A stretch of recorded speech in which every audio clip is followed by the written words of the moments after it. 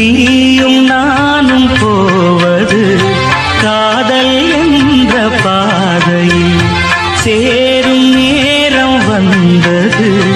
நீதி தூரம் பாதியில் பாதை ஒன்று ஆன போதும் திசைகள் வேறம்மா. உனது பாதை வேறு எனது பாதை